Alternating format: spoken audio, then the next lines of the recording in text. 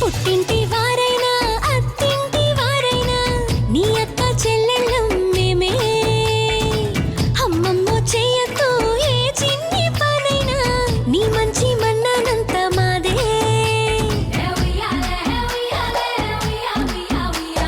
కన్నారా నువ్వింకా హాయిగా నిద్రపోవాలి. నీ హాయే పాపాయే పొత్తిళ్లలో వాలాలి.